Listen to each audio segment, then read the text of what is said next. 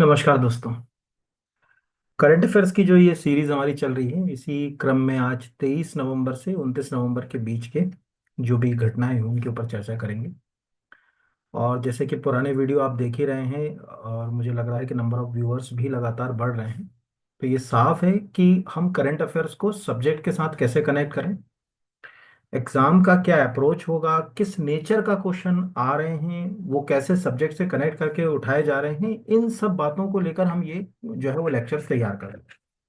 मेरा उद्देश्य ये नहीं रहता कि केवल करंट अफेयर्स पढ़ा देना के टॉपिक हो गया, ये याद रखना नहीं। उसको याद कैसे रखें, उसमें हमारे काम का क्या है, क्या काम का नहीं है, उन सब बातों को भी लेक्चर में शामिल किया जाता है। और मुझे उम्मीद है कि अगर आप इन करंट अफेयर्स के वीडियो को सही तरीके से देखेंगे तो 50% प्लस जो आपका पेपर होता है वो इनसे कनेक्ट होता है, पूरा सब्जेक्ट के साथ।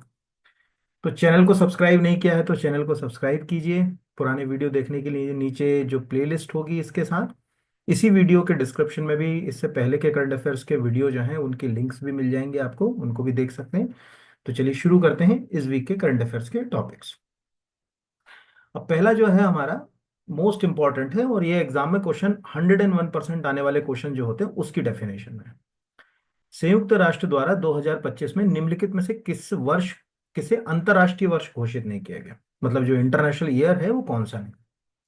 सहकारिता का अंतर्राष्ट्रीय वर्ष यानी इंटरनेशनल ईयर ऑफ कोऑपरेशन या cooperatives, international year of women farmer, international year of glacier preservation and international year of quantum science technology. ये जो एक तो अंतर्राष्ट्रीय किसान, महिला किसान का अंतर्राष्ट्रीय वर्ष नहीं है। बाकी जो तीन है वो आप ध्यान से समझिए, ये तीनों ही मुद्दे इस समय ऑलमोस्ट पूरी दुनिया में आज क्वांटम फिजिक्स के ऊपर, क्वांटम साइंस के ऊपर, क्वांटम कंप्यूटिंग के ऊपर पूरी दुनिया में काम हो रहा है। ग्लोबल वार्मिंग का सबसे ज्यादा प्रभाव अगर किसी पे पड़ रहा है तो ग्लेशियर्स पे पड़ रहा है। तो ये 3 वर्ष तो हमारे सामने हैं, ये हमको याद रखना है। और इसमें आएगा हमने क्यों करंट अफेयर्स में लिया और ये क्यों लिंक करा, पहले तो ये देख लें। तो ध्यान से देखिएगा, ये यूनाइटेड नेशन के कुछ इंटरनेशनल ईयर्स की लिस्ट है। मुझे लगता है कि आपको 24-25 के इंटरनेशनल ईयर की लिस्ट पता होना चाहिए। जैसे लास्ट ईयर एमपीपीएससी में क्वेश्चन आया था अंतर्राष्ट्रीय ऊंट वर्ष वाला, ये दिख रहा है आपको यहाँ पर स्क्रीन पे 2024। अब 2025 में कौन कौन से ईयर हैं? एक है international year of peace and trust, ठीक है, यहाँ पर अगर कहा जाए। दूसरा है international year of glacier preservation, यानी ग्लेशियरों का संरक्षण हम कैसे करें। तीसरा है इंटरनेशनल ईयर ऑफ कोऑपरेटिव्स, सहकारिता के ऊपर। चौथा है international year of quantum science. अब ये चार में से वो पेपर कैसे सेट करेगा, वो ये चार ही उठाएगा, इनमें से एक एलिमिनेट करके या तो 24 का, 23 का या ऊपर 26 का डाल देगा। जैसे मैंने ये international year of woman farmer वाला डाला है, तो ये 2026 का अंतर्राष्ट्रीय वर्ष है यहाँ पर। तो कोशिश करिए कि ये कम से कम 25 के जो पूरे ये 1 2 3 4 ग्लेशियर, पीस एंड ट्रस्ट, ठीक है, क्वांटम साइंस टेक्नोलॉजी और इंटरनेशनल ईयर ऑफ कोऑपरेटिव्स। देखिए हमेशा याद रखिए, यूनाइटेड नेशन के जो इंटरनेशनल ईयर होते हैं और इंटरनेशनल डिकेड, वो आपको पता होना चाहिए। जैसे अभी अगर हम 2024 में हैं तो आपको ये पता होना चाहिए कि 2024 से 33 के बीच कौन सा डिकेट होगा, या 2025 से 34 के बीच कौन सा डिकेट होगा। दशक भी पता होना चाहिए और ईयर भी पता होना चाहिए। और बिल्कुल सिंपल है ये, मैं आपको बता देता हूँ, कुछ करना नहीं रहता। जैसे आप सिंपल एक कीवर्ड टाइप करो, United nation international decade, decade type हो गया, यूनाइटेड नेशन इंटरनेशनल डिकेड, ये हम चले गए यहाँ से। और यहाँ से हमने इसको सर्च किया तो हमको पहली लिंक जो यूएन की मिली, ऑफिशियल वेबसाइट है यूनाइटेड नेशन की। यूनाइटेड नेशन दिख रहा होगा, peace dignity equality and healthy planet, ये उम्मीद कर रहे हैं, पर इसमें से ज़्यादा चीज़ें हो नहीं पा रही। अब यहाँ जो लिस्ट है, जैसे वो हमने ईयर की लिस्ट उठाई थी, ये है डिकेड की लिस्ट। अब आपको कि पूरे याद कर लो, पूरे नहीं, कम से कम ये 24 और 25 वाले। देखिए 24 से अब ये जो साल है इससे शुरू हुआ, 2033 तक क्या चलेगा, international decade of science and sustainable development, यानी सतत विकास, विज्ञान का उस रूप पे बात करना है जो सतत विकास के लिए जरूरी हो। यहां पर अगर कहा सेम 2025 से 34 के लिए इंटरनेशनल ईयर, 2025 से 34 के लिए इंटरनेशनल ईयर। आप 2025 में एंटर हो गए हैं, ये मान के चलिए कि आप प्रवेश कर चुके हैं तो 2025 के अंदर, अब दिसंबर आ ही गया है अब। तो टेक्निकली 2025 से अगले 10 साल तक संयुक्त राष्ट्र किन विषयों के ऊपर काम करेगा, या अभी किन विषयों के ऊपर काम कर रहा है, वो हमारे पकड़ में जो है वो होना चाहिए। ये जो है अगर कहा जाए, जैसे अभी सोचिए, ये क्वेश्चन कई बार एग्जाम में आ चुका है, यूनाइटेड जो है वो United nation decade of health, जो अगर कहा जाए हेल्दी यहाँ पर। तो ये प्रश्न कैसे आ रहे हैं समझ पड़ गया होगा।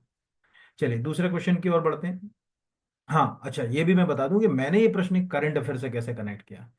मैंने ये कनेक्ट किया है, ये जो सहकारिता का जो अंतर्राष्ट्रीय वर्ष है, अब आप यहाँ नीचे देखिए। एक तो भारत सरकार इसके ऊपर, इसकी मेजबानी भारत ही कर रहा है।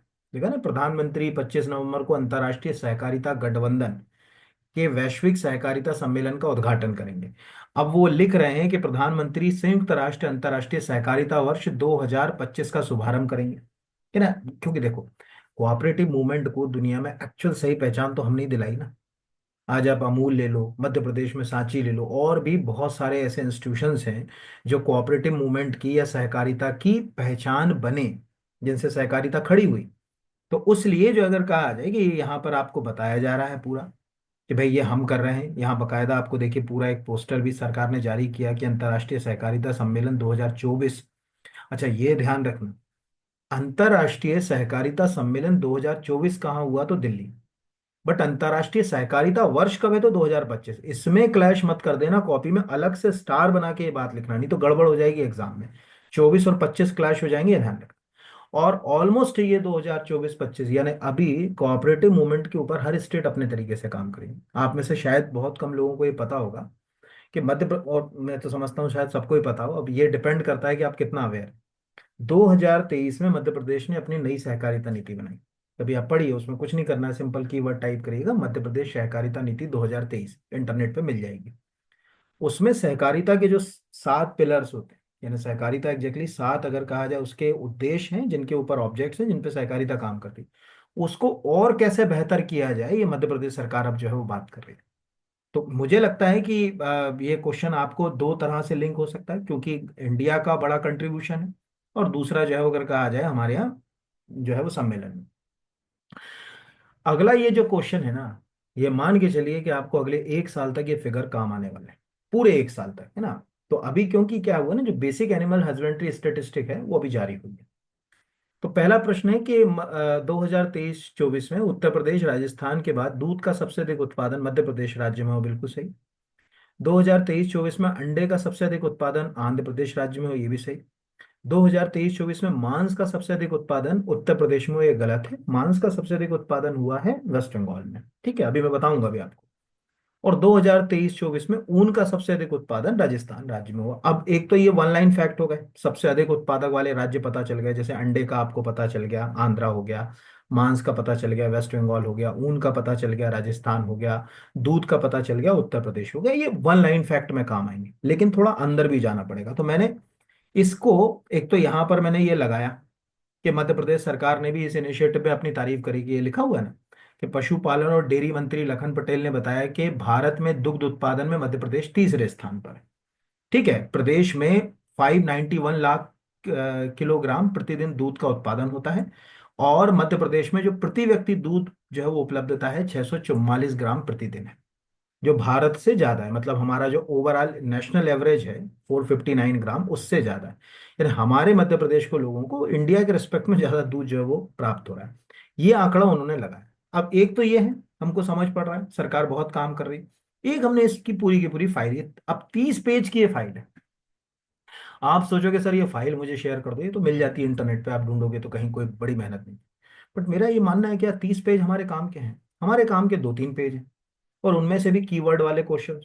और ये क्वेश्चंस कहाँ आते हैं? ये क्वेश्चन करंट अफेयर्स में नहीं आते। जब आप एनिमल हस्बेंड्री के ऊपर कोई आर्टिकल लिख रहे होते हैं, मेंस में लिख रहे होते हैं, ऐसे राइटिंग कर रहे होते हैं, तब ये काम आता है। तब आप लिखते हैं कि आज भारत में जो अगर कहा जाए दुग्ध उत्पादन में वैश्विक रूप से सबसे ज्यादा दूध का उत्पादन कर रहा है, टॉप 3 स्टेट्स में मध्य प्रदेश अपनी जगह बनाए हुए है।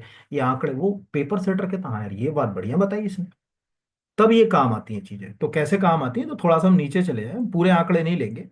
इस जो जारी है बेसिक है, अभी शुरुआती है, और भी चीजें इसमें अपग्रेड होंगी आने वाले समय में। अभी दूध, अंडे, मांस और ऊन के आंकड़े हमको मिले हैं। तो अगर इन आंकड़ों के हिसाब से हम की पॉइंट्स को पढ़ें, ज्यादा अंदर ना जाए, थोड़ा थोड़ा की पॉइंट्स को अगर हम पढ़ें यहाँ पर। अगर इसका पूरा वीडियो देखना है तो आप मेरी BR एकेडमी की ऐप डाउनलोड कर लीजिएगा। तो मेरा पीएससी का फाउंडेशन कोर्स है, उसके ऊपर ये वीडियो ओपन है, मतलब क्योंकि वो लंबा है, फिर 40-45 मिनट का वीडियो आप सोचोगे यहाँ इस टॉपिक को मैं पढ़ाऊंगा करंट अफेयर्स में, तो फिर वो उलझ जाएगी कहानी, क्योंकि आपको सब चीज़ें वन लाइन फैक्ट में चाहिए होती हैं, तो इसीलिए जो काम काम का है वो यहाँ मैं बताने की कोशिश कर रहा हूँ।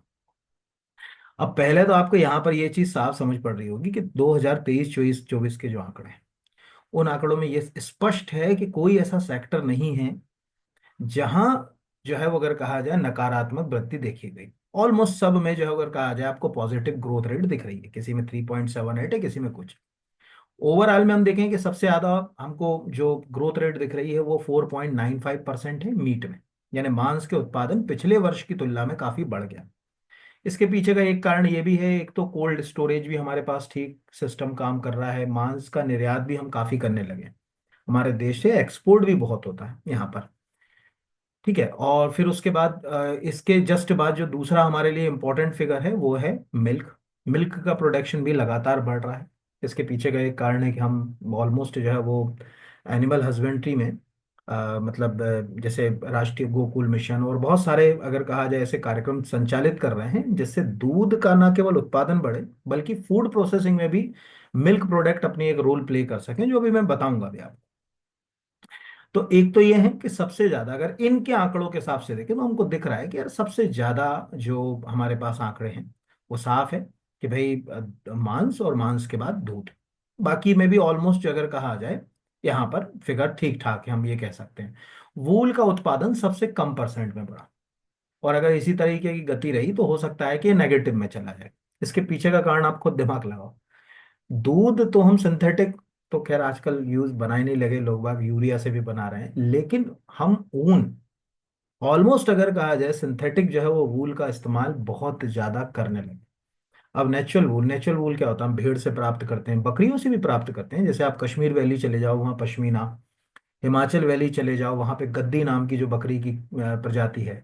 ठीक है, खरगोश से भी प्राप्त करते हैं आप। टर्की वगैरह में कभी जो है वो अंगोरा रेबिट्स का नाम सुनिएगा, आपको पता चलेगा कितना अच्छा जो है अगर कहा जाए उसका जो है वो ऊन होता है। तो ऊन जो नेचुरल वूल है वो तो बहुत कॉस्टली है, उसको हर आदमी अब अफोर्ड भी नहीं करना चाह रहा, और लगता है कि 1500 रुपए की स्वेटर क्या खरीदूंगा, 300-200 रुपए में सिंथेटिक वूल वाली मिलती है वो लूंगा। तो इसीलिए वूल में थोड़ी सी जो है कमी ये भी कारण है। बाकी ओवरऑल ऑस्ट्रेलिया जैसे देश हमेशा नंबर 1 रहे और अभी भी है। अब हम इसमें से कुछ आंकड़े जो मैं काम के हैं वो बता रहा हूं आपको, है ना। नंबर 1 सबसे पहला आपको ये काम का है कि India rank first in the world term of the total milk production, यानी दुनिया का जो लिखा हुआ है 25% ग्लोबल मिल्क प्रोडक्शन, दुनिया का 25% दूध का उत्पादन हम कर रहे हैं, इससे बड़ी क्या बात होगी। आज आप सोच रहे हो ना, ये एग्जैक्टली सरकार जो काम कर रही है, जैसे गाय को हम अभी महाराष्ट्र राज्य में गौ माता का दर्जा दिया गया, आप क्या सोच रहे हो सरकार मतलब ओवरऑल भी दिख रहा है। अगर हम दुग्ध उत्पादन को बढ़ा रहे हैं तो भैंस से भी दूध मिल रहा है, भैंस से हमको दूध और मांस दोनों मिलता है ना। और भैंस के दूध में जो है फैट ज्यादा होता है तो मिल्क प्रोडक्ट भी काफी बनते हैं, लेकिन ग्रामीण क्षेत्र में जहां पर इंफ्रास्ट्रक्चर बहुत ज्यादा नहीं, वहाँ गाय से भी अच्छा खासा पशुपालन का काम हो रहा है यहाँ। तो इंडिया रैंक फर्स्ट, ये 25% आ गया यहाँ पर अगर कहा जाए, ये हमारे लिए काम का है। दूसरा जो है वो अगर कहा जाए कि मिल्क की उपलब्धता 471, ये अभी हमारे काम का नहीं है, आप इसको नहीं भी पढ़ेंगे तो चल जाएगा, है ना। लगातार मिल्क प्रोडक्शन बढ़ रहा है, ये ठीक है, यानी आज 471 ग्राम दूध हर व्यक्ति को मिल रहा है हिंदुस्तान में, ये पहला आंकड़ा हो गया। टोटल जो टॉप 5 प्रोड्यूसिंग स्टेट्स हैं यहाँ पर उत्तर प्रदेश, राजस्थान, मध्य प्रदेश, गुजरात, महाराष्ट्र, ये वो राज्य हैं जहाँ चौपाया पशु, गोधन आदि को ज्यादा आगे, जैसे उत्तर प्रदेश है गौवंश पशु के ऊपर वहाँ काम हो रहा है, भैंस के ऊपर भी वहाँ हो रहा है, राजस्थान में भी, मध्य प्रदेश में भी, गुजरात में भी और महाराष्ट्र राज्य में। इन सब राज्यों में अगर कहा जाए कि अच्छा खासा, मतलब एक तरफा अगर इस फिगर को देखें तो बहुत बड़ा फिगर निकल कर आ जाता है। तो एक तो ये टॉप 5 स्टेट, रटने की जरूरत नहीं, कंसेप्ट हमारा क्लियर है। दूसरा, इस आंसर को जैसे हम लोग अभी जो मैंने बात करी ना कि जैसे अभी महाराष्ट्र में चुनावी मुद्दा था कि गौ माता का दर्जा दे दिया गया, और बकायदा कैबिनेट ने उसके लिए पूरी प्रक्रिया करी, कानूनी प्रक्रिया से काम हुआ, ऐसा नहीं कि मुंह उठाया और चुनावी जुमला है, नहीं, कानूनी प्रक्रिया से करा। क्यों करा? क्योंकि कहीं ना कहीं किसान को एलाइड सेक्टर के रूप में हम पशुपालन को देखते हैं। किसान का एलाइड सेक्टर है पशुपालन, अगर आप नीचे ध्यान से देखो तो आपको इसका आंसर मिलेगा यहाँ पर। ये आप अगर इस फिगर को देखो, टोटल जो दूध का उत्पादन हो रहा है, तो आप देखिए यहां पर नंबर वन, काऊ जो है वो क्रॉस ब्रीड बहुत सारी जो क्रॉस ब्रीड नस्लें हैं 31%, फिर इंडिजिनियस 11%, फिर नॉन डिस्क्राइब्ड 10%, यानी 31, 10, 41 और 10, 51, और मोटा मोटा माने तो 52%, 52% दूध गाय से मिल रहा है। ये देखो आप, 52 भी क्या, 53, 54 मान।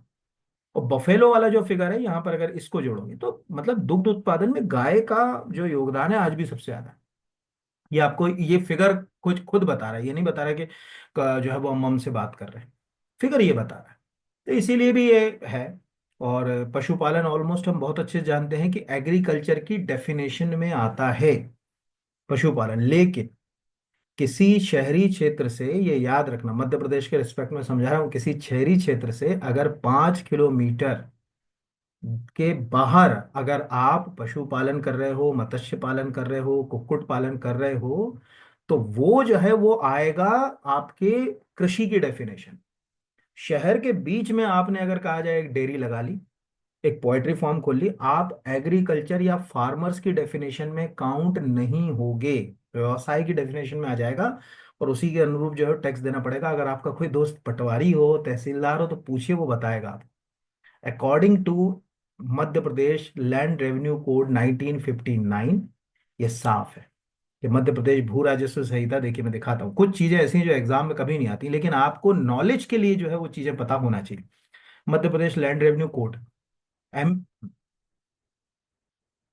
वोट टाइप हो गया वो, जरा सा अपन इधर हल्का धीरे बोल दो तो ये आप चले जाइए, ये आएगा नहीं। लेकिन आप में से सब सोचते हैं कि वो डिप्टी कलेक्टर बनेंगे, एसडीएम बनेंगे। तो क्या हमें ये पता नहीं होना चाहिए? आज अज्ञानतावश भी बहुत सारी चीजें, एक आदमी ने शहर में डेयरी खोल ली, वो सोच रहा है कि अरे सरकार तो कहती है कि डेयरी जो फार्मिंग है वो एनिमल हस्बेंड्री में आती है। पर उसको कौन बताए कि तुम शहर के अंदर हो तो तुम जो है, अगर कहा जाए फार्मर की डेफिनेशन से बाहर निकल गए भैया, शहर में नहीं आओ। तो शहर से बाहर देखिए, ये आप गए, ये मध्य प्रदेश लैंड रेवेन्यू कोड है, इसी में कलेक्टर, डिप्टी कलेक्टर, एसडीएम सबकी डेफिनेशन है। कभी जैसे कोई पूछ ले कि भाई ये डेफिनेशन कहाँ मिलती हैं, तो ये यही मिलती है कि क्या होगा उनका। बाकी कहीं कलेक्टर वगैरह इसकी डेफिनेशन नहीं है, इसी में स्पष्ट डेफिनेशन आपको मिलेगी। तो जैसे आप इसमें नीचे जाएं, देखिए डेफिनेशन में मैं सीधे दिखा रहा, आएगा नहीं ये भी मैं बता दूं, बट एक अवेयर व्यक्ति को कल को भविष्य में मान के चलो किसी को दूध मुर्गी पालन करना, आप समझा तो पाओगे। और आप ध्यान से देखो आपके शहर में जहां आप रहते हो, जब आप हाईवे पे जाते हो ना, तब आपको पता चला, अच्छा यार हाईवे पे क्यों खोला है इसने जो है मुर्गी पालन, यहाँ पर क्यों कर रहा है ये इतनी दूर, यहाँ पर क्यों इसने फिशिंग फार्म खोला, यहाँ पर क्यों इसने डेयरी की जो है वो प्लांट लगाया। तब आपको पता चला कि यार ये तो पूरी प्रक्रिया के तहत।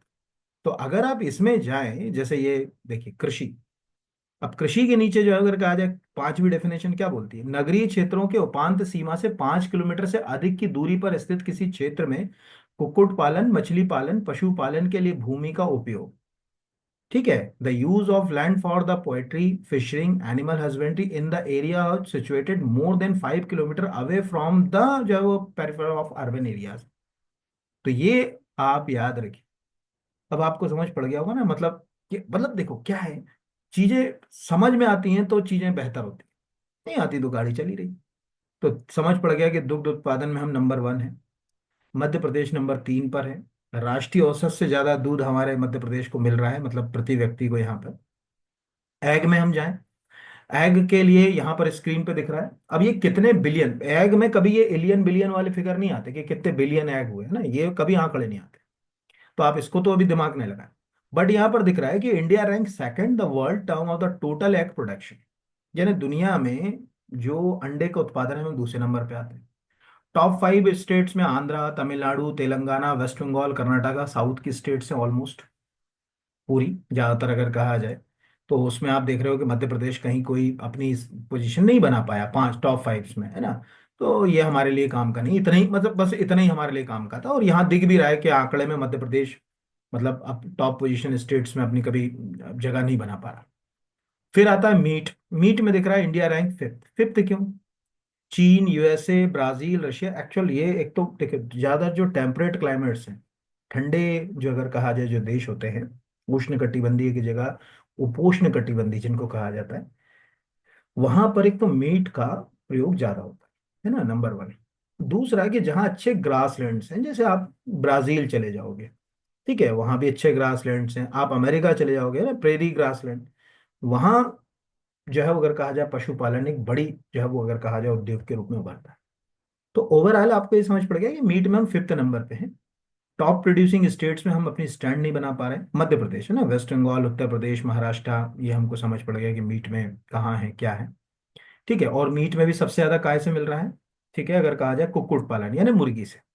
इसके अलावा हालांकि ये मैं आपको बता दूं, मीट को अलग अलग उसमें अलग अलग नाम देंगे। जैसे ये यहाँ पर अगर कहा जाए पोल्ट्री लिखा है तो यहाँ चिकन की डेफिनेशन आ जाएगी। यहाँ पिग लिखा है तो यहाँ पॉर्क आ जाएगा ना, जो सुअर का मांस होता है उसे पॉर्क कहा जाता है। गॉट का तो मीट ही कहते हैं यहाँ पर अगर कहा जाए।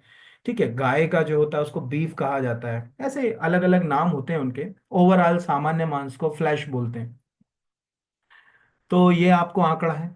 हमको दिख रहा है कि हम मतलब इसमें अपनी जगह नहीं बना पाए, जैसे है तो छोड़ दें। मध्य प्रदेश, हम मध्य प्रदेश को ज्यादा मानते हैं।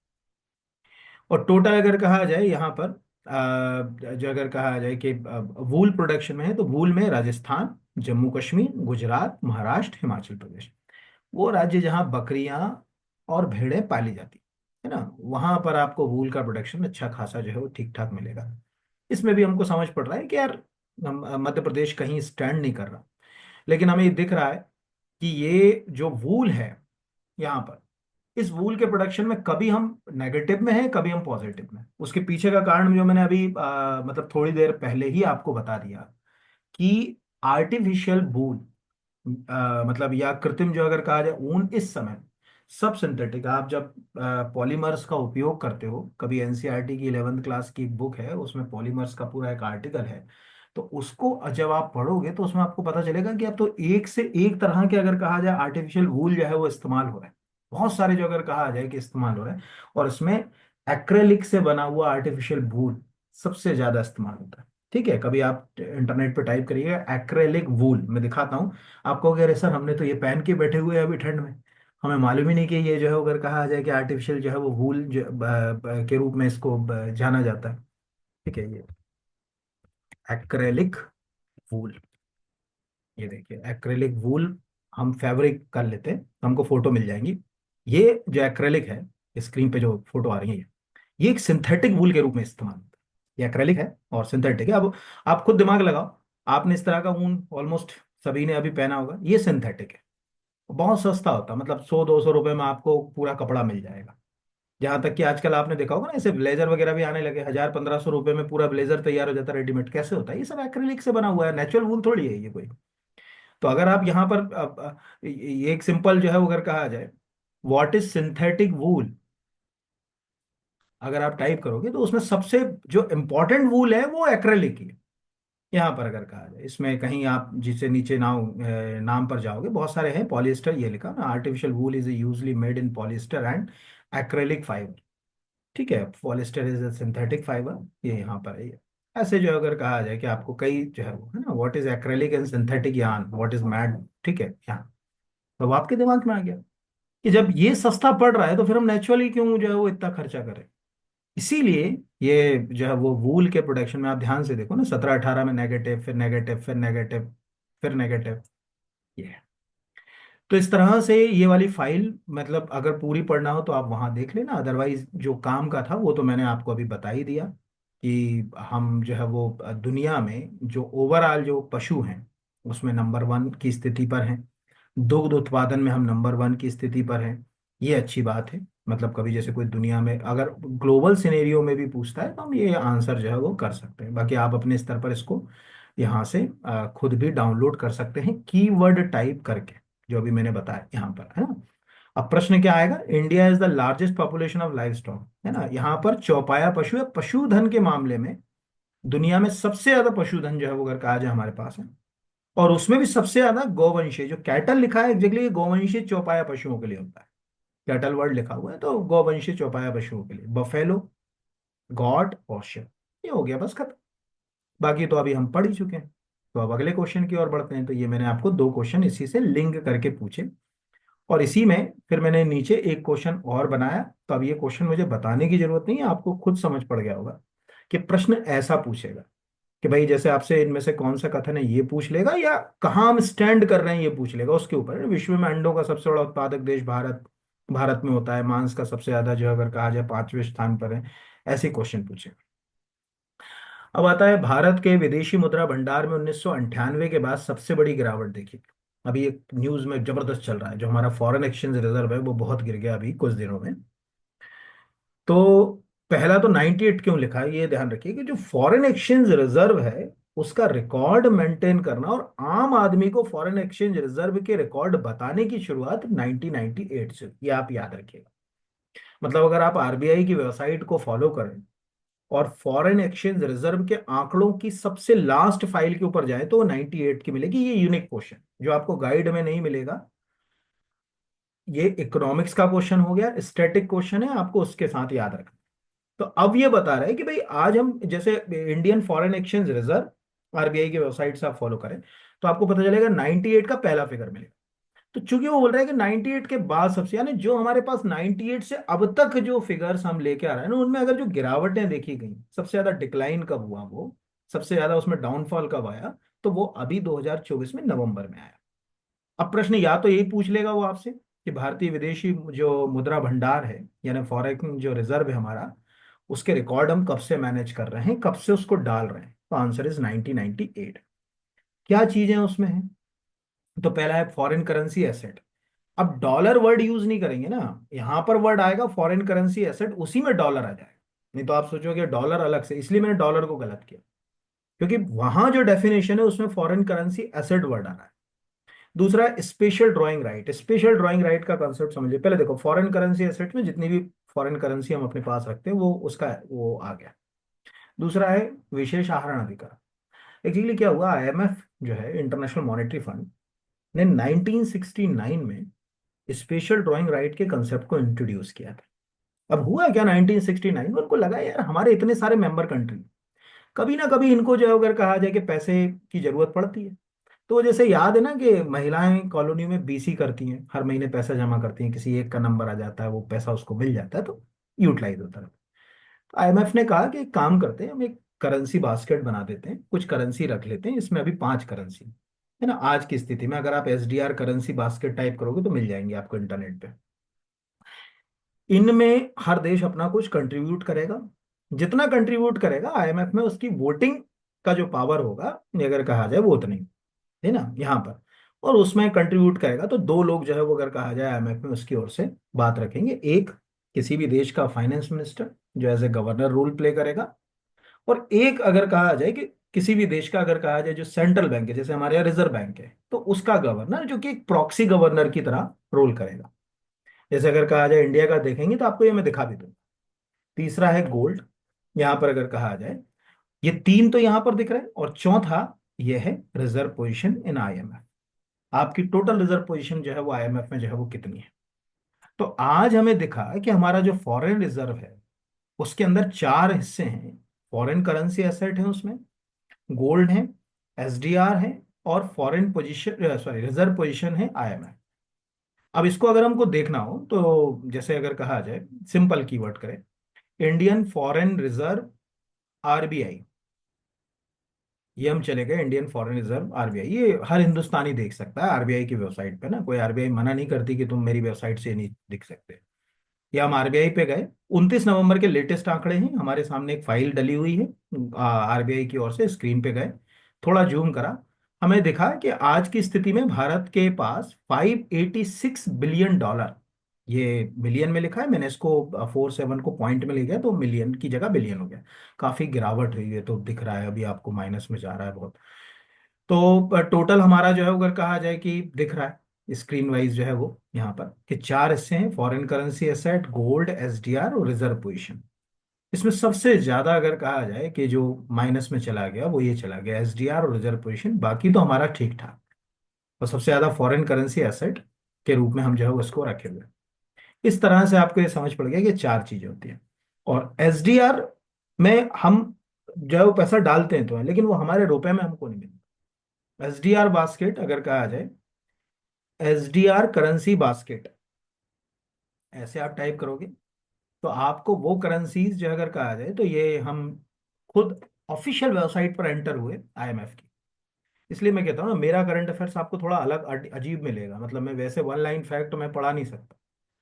तो आपको अगर चीजों को बेहतर तरीके से सोचना सीखना है तब मैं आपकी हेल्प कर पाऊंगा, अदरवाइज नहीं। तो आज आपको दिख रहा है कि एसडीआर, ये लिखा कि SDR is a international reserve asset, the SDR is not a currency but is a value based on basket in five currency.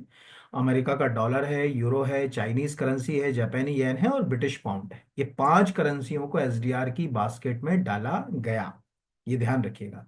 और ये विचार एसडीआर का कब जन्मा था? 1969 में। ये क्वेश्चन मैंने आपको अलग से आईएमएफ वाले भी करा दिए यहाँ के। और हर देश जो अगर कहा जाए तो आप जो मैंने वीटो पावर दे, सॉरी, जो वोटिंग पावर दे, तो वोटिंग पावर के लिए भी आप आईएमएफ की, IMF country wise voting power. तो आप अगर यहां से भी देखोगे तो आपको हम कहाँ स्टैंड कर रहे हैं, ये है वोटिंग। जो पाकिस्तान की बात करते हैं ना, तो आप देखोगे तो आपको पता चलेगा कि पाकिस्तान कुछ भी नहीं है हमारे आगे यहाँ तो। अब ये देखिए, ये लिस्ट है, इसमें आपको दो लोग मिलेंगे, गवर्नर और अल्टरनेट, है ना। अल्टरनेट यानी प्रॉक्सी गवर्नर। हम नीचे चले जाए, हमको किसी कंट्री से कोई लेना देना, हम कितना जो है अगर कहा जाए कंट्रीब्यूट कर रहे हैं, हम सीधे आई पे चले गए, ये हम यहाँ से इंडिया, ये। अब इंडिया टोटल जो अगर कहा जाए आईएमएफ है, हमारी जो वेटेज है वो है 2.75, यानी 2.7। मतलब जैसे आईएमएफ के पास 100 रुपया है, तो 100 रुपए में से 2.7 रुपए हमारे। निर्मला सीतारमण, ठीक है, शशिकांत दास। अब मुझे बताने की जरूरत नहीं कि गवर्नर और अल्टरनेट की मीनिंग क्या होती है। तो टोटल अगर कहा जाए वोटिंग राइट है हमारा 2.63। हमारी जगह अगर हम जैसे कहते हैं ना कि यार अमेरिका इतना बड़ा क्यों, अभी अमेरिका का इसमें शेयर होल्डिंग देखोगे तो दिमाग खराब हो जाएगा। कहाँ हमारा 2.75 है, और कहाँ जैसे हम अमेरिका, पाकिस्तान का तो बहुत कम है, पाकिस्तान का है 0.43। उसकी वोटिंग राइट भी लगभग इतनी है यहाँ पर। तो हमसे तो काफी बहुत जो अगर कहा जाए पीछे। और यूएस को हम देखें तो हमको लगता है कि यार वास्तव में यूनाइटेड स्टेट बहुत आगे। ये दिख रहा है यूनाइटेड स्टेट का 17.4 टोटल। तो आप सोचो कि आईएमएफ यूएन के हिसाब से चलेगा कि नहीं चलेगा? 100% चलेगा ना यार, उसका 17% हिस्सा है उस एसडीआर के अंदर, वो तय करेगा सब कुछ। तो ऑलमोस्ट आपको कितनी चीजें बता दी क्या? जो मतलब क्या बोलते हैं अपना, आरबीआई है, वो फॉरेन करेंसी रिजर्व की डिटेल्स कब से फॉलो कर रहा है हमारे लिए, कब से अपने डाटा को पब्लिश कर रहा है? 1998 से, नंबर वन, है ना। दूसरा, उसके चार हिस्से हैं जो आपको स्क्रीन पे भी दिख रहे हैं। तीसरा, कि जो एसडीआर जिसको अपन बोलते हैं विशेष आहरण अधिकार यानी स्पेशल ड्राइंग राइट, विचार कब जन्मा? 1969, आईएमएफ में जन्मा। कंट्री वाइज उसमें मेंबर हैं, पांच करेंसीज से उसकी बास्केट जो है वो तैयार होती है यहाँ पर। अब अगला क्वेश्चन भी बहुत जो है वो इम्पोर्टेंट है। हाल ही में राष्ट्रपति जी ने भारतीय संविधान का संस्कृत और मैथिली अनुवाद जारी किया। किस संविधान संशोधन, अब प्रश्न को समझिएगा मैंने कैसे उलझाने की कोशिश करी। है करंट का लेकिन आएगा स्टैटिक क्वेश्चन। किस संविधान संशोधन द्वारा संविधान के हिंदी अनुवाद का आधिकारिक पाठ दर्ज किया है? अब होता क्या है, पहले तो आंसर तो दिख रहा है 58। अब प्रश्न आ जाए एमपीपीएससी में या किसी एग्जाम में, जो भी आप एग्जाम यूपीएससी का दे रहे हैं, यूपीएससी में 58 कॉन्स्टिट्यूशनल अमेंडमेंट संबंधित है। अब जो अगर कहा जाए मतलब दिमाग खराब हो गया, हमको लगा कि ये जो 58 कॉन्स्टिट्यूशनल मतलब क्या अगर मतलब आज 100+ कॉन्स्टिट्यूशनल अमेंडमेंट हो गए हैं तो क्या हम पूरे याद रखेंगे? Answer is no. 58 आज से 2 साल, 3 साल, 5 साल, 10 साल पहले कोई महत्वपूर्ण नहीं था, चर्चा में नहीं रहा। लेकिन आज चूंकि हम संस्कृत और मैथिली के अनुवाद की बात करें तो हमको ये पता होना चाहिए कि यार वो 58 कॉन्स्टिट्यूशनल अमेंडमेंट था जिसमें हिंदी का पार्ट तो हमने पहले ही कर लिया था हम, लेकिन उसको ऑफिशियली कि भाई आप इसको यूज कर सकते हो, उसकी पहचान है, ये कब जो अगर कहा जाए लेकर आए। तो एक आर्टिकल जोड़ना पड़ा था 394A। तभी आप आर्टिकल 394A पढ़ेंगे, उसमें साफ लिखा है कि प्रोविजन जो है वो ऑथेंटिक हिंदी ट्रांसलेशन कॉन्स्टिट्यूशन का इसको माना जाएगा। तो 58 कॉन्स्टिट्यूशनल अमेंडमेंट 1980, मतलब आप सोचिए कि 50 में हम गणतंत्र बने, हमको 37 साल लग गए ये प्रूव करने के भैया यही हिंदी को आप यूज कर सकते हो, ये हम मान रहे हैं आधिकारिक। ऐसे क्वेश्चन यूनिक होते हैं जो आते हैं। तो अब जैसे ये आ गया ना कि संस्कृत और मैथिली, तो अब मतलब इससे हमको क्या क्वेश्चन मिल सकता है? इससे हमको जो है वो जनरली ये क्वेश्चन मिल सकता है कि यार मैथिली को अगर जगह दी गई, कि उसका भी जो है वो अनुवाद किया गया, कॉन्स्टिट्यूशन का पूरा जो भी प्रियम्बल है, हमारा पूरा कॉन्स्टिट्यूशन है वो मैथिली में भी हमको मिल रहा है, तो मैथिली वो शेड्यूल 8 में, जो अनुसूची 8 है जिसमें 22 राजभाषाएं हैं, उसमें कब शामिल हुई? अगर ये पता होगा तभी तो जो अगर कहा जाए कि क्वेश्चन हमारा गलत नहीं होगा। तो जैसे अगर मान के चलो मैं 1 मिनट के लिए रोक दे रहा हूँ, ईमानदारी से अगर आप में से किसी को पता है, देखिए दो तरह से मैं हमेशा एक चीज बोलता हूँ आपको, आपके आंसर दो तरह के, एक तो आप जो है वो नीचे कमेंट बहुत कम करते हैं, कमेंट जरूर किया कीजिए। कमेंट करने से क्या होता है कि हमारा कॉन्फिडेंस बिल्टअप होता है, टू वे कम्युनिकेशन समझ पड़ता है कि मैं और आप एक दिशा में चल रहे हैं। मेरी क्लास के साथ ये है कि 2 घंटे में केवल पढ़ाता हूँ ना, बीच में वो जो कहानी किस्से वाला जो मैं कर नहीं पाता वो, तो कमेंट का मतलब ये है कि आप अभी ये है कि कोई ढूंढ ले कि मैं मैथिली को कब जोड़ा गया ढूंढूं, तो वो तो कोई काम का नहीं ना। आपको याद है कि नहीं याद, तो आपको ये याद होना चाहिए कि 92nd जो अगर कॉन्स्टिट्यूशनल अमेंडमेंट जो था, जो 2004 में आया था, उसमें बोडो, डोंगरी, संथाली और मैथिली, ये 4 भाषाएं हमने इंसर्ट करी थी एज ए ऑफिशियल लैंग्वेज। तो 18 से बढ़कर ऑफिशियल लैंग्वेज हो गई थी 22, 92।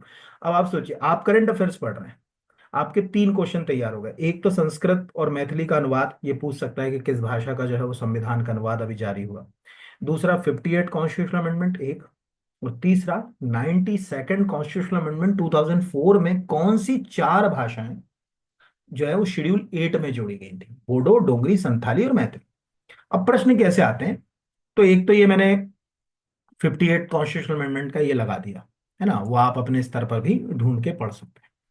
दूसरा, एक नवभारत टाइम्स का आर्टिकल लगाया आपको समझाने के लिए, वो ये बता रहा है, यहाँ नीचे लिखा है मैथिली भाषा को, मतलब देखिए आप करंट अफेयर्स में एक समाचार पत्र की हेडिंग पढ़ रहे हैं, वो समाचार पत्र आपको सिखा रहा है कि पॉलिटी कैसे पढ़ना है। बच्चे सोचते हैं ना कि मैं अरे एग्जाम के पहले मैं कॉन्स्टिट्यूशन अमेंडमेंट याद करके चला जाऊंगा तो उन्होंने कहा सर अरे मैं 92 ही छोड़ के गया था, वही पूछ लिया, अब ऐसे कितने याद रखूंगा? तो अब यहाँ दिख रहा है कि क्यों याद रखना जरूरी है, कौन सी चीज आ रही है। लिखा है कि मैथिली भाषा संविधान का अनुवाद एक महत्वपूर्ण उपलब्धि है। यह भाषा 2004 में तत्कालीन प्रधानमंत्री अटल बिहारी वाजपेयी की सरकार के समय संविधान की 8वीं अनुसूची में शामिल की गई थी। इससे मैथिली को आधिकारिक भाषा का दर्जा मिला। संविधान अब देश में 2 प्राचीन भाषाओं मैथिली और संस्कृत में भी उपलब्ध है।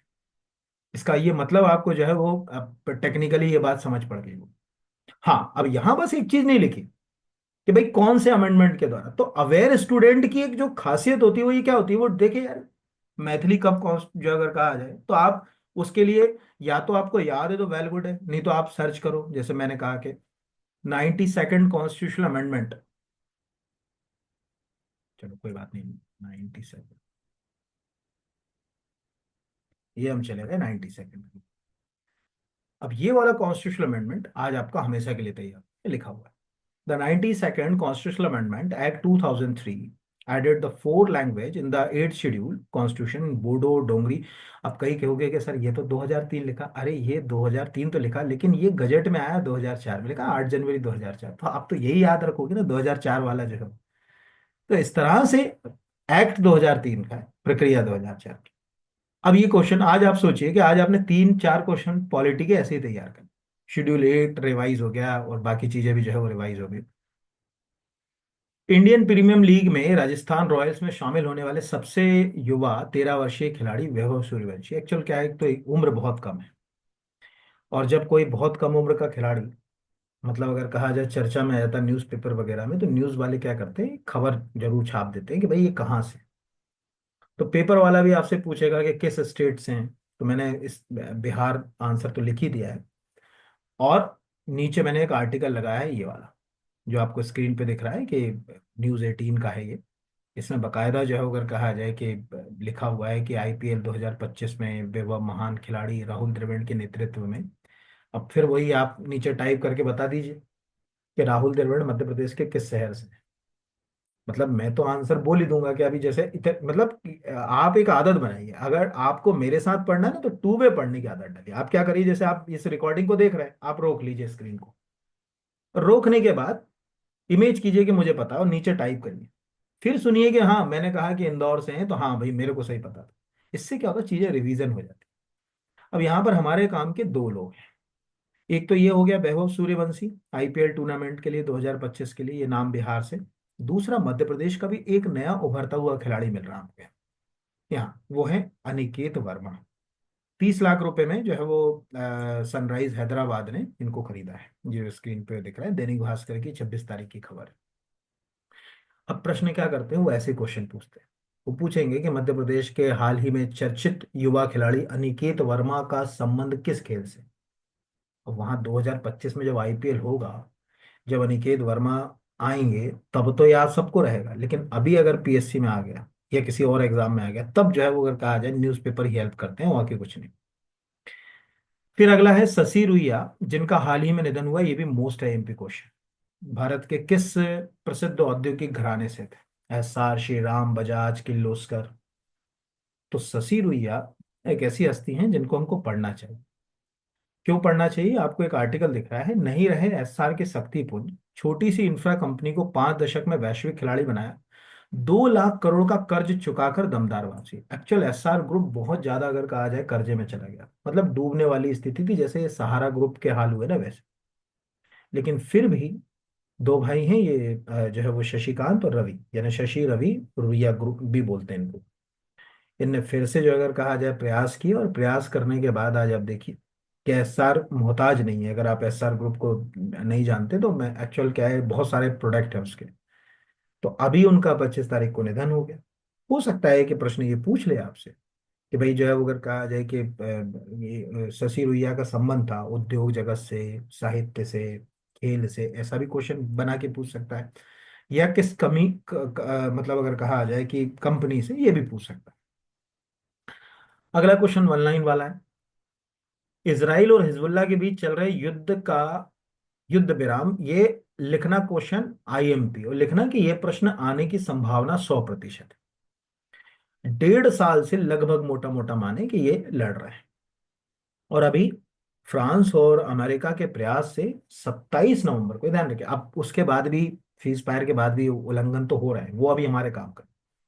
बट चूंकि ये 27 नवंबर, ये हिस्टोरिकल डेट, ठीक है, ये हिस्टोरिकल डेट है। जैसे अपन आज वर्ल्ड वॉर को खत्म हुए 100 साल होने को, लेकिन उसके बाद भी वर्ल्ड वॉर की जो अगर कहा जाए कि कई ट्रिटी या डेट्स आज भी पढ़ी जा रही हैं, समझी जा रही हैं, क्योंकि उन्होंने दुनिया को उस जो अगर कहा जाए समस्या से बाहर निकाला। तो सेम 27 नवंबर, नीचे स्क्रीन पे हिंदू का आर्टिकल है, और द हिंदू में लिखा हुआ है, यहां पर ये लिखा हुआ है, after a cease fire between Israel and Hezbollah took effect on 27 नवंबर 2024। इस तरह से ये डेट आप रट लेना, मेरा पूरा विश्वास है कि ये क्वेश्चन जो है वो आएगा ही आएगा। क्योंकि जब भी कोई ऐसी घटना होती है, जैसे कोई वॉर होता है, वॉर तो इतिहास में जो अगर कहा जाए त्रासदी करके चला जाता है, लेकिन वॉर के खत्म होने शुरू होने की डेटें हमेशा, जैसे वो फर्स्ट वर्ल्ड वॉर की बात करते हैं, तो सबको मालूम होगा कि 28 जुलाई 1914 को शुरू हुआ, और 11 नवंबर 1918 को जो है वो अगर कहा जाए फर्स्ट वर्ल्ड वॉर खत्म हुआ था। तो वो डेट आज भी एग्जाम्स में आती है, वो डेट आज भी जो अगर कहा जाए पूछी जाती है। तो क्यों पूछी जा रही है? उसके पीछे का तर्क यही है कि इतिहास में अपनी एक जगह उन्होंने अलग सलग जो है वो बना रखी। तो एक हिस्टोरिकल डेट है। और केवल आप अगर इंटरनेट पे टाइप कर लें इसराइल हिजबुल्लाह सीज फायर, तो आपको बहुत सारे आर्टिकल्स मिल जाएंगे इसके ऊपर। ऑलमोस्ट यूट्यूब पर भी बहुत सारा कंटेंट इसके ऊपर मिल जाएगा, पर हमारे काम का। अगला जो है वो है पचवा, ये भी इम्पोर्टेंट है। अभी हमारे यहाँ 55वां अंतर्राष्ट्रीय फिल्म समारोह चल रहा था, अब वो समाप्त हो गया। तो 55वें अंतर्राष्ट्रीय फिल्म महोत्सव में किस फिल्म को गोल्डन पिकॉक पुरस्कार से सम्मानित किया गया? अब पहले तो इसमें दो चीजें याद रखें। एक तो जो नेशनल फिल्म अवार्ड होते हैं, राष्ट्रीय फिल्म जो पुरस्कार जो सब होता है, उसमें गोल्डन लोटस अवार्ड होता है। Golden lotus, silver lotus, lotus मतलब हिंदी में बोले तो स्वर्ण कमल, रजत कमल, ये नेशनल फिल्म अवार्ड। कंफ्यूजन कभी ना हो, ये ध्यान रखना कि वहां गोल्डन लोटस और गोल्डन पिकॉक अगर आ गया, और आपने जो अगर कहा जाए लोटस को पिकॉक में एंटर मारा है, तो जो है वो क्वेश्चन हमेशा जो है वो गलत होगा आपका। तो ये, एक तो ये कि भारत के इंटरनेशनल फिल्म फेस्टिवल में जो सर्वश्रेष्ठ फिल्म होती है, कि भाई ओवरऑल हमने देखा तो अच्छी फिल्म हमको मतलब मिली, तो हमने उसको गोल्डन पिकॉक अवार्ड जो है वो दे दिया। तो इस बार ये अवार्ड मिला है टॉक्सिक नाम की मूवी को, स्क्रीन पे दिख रही होगी टॉक्सिक।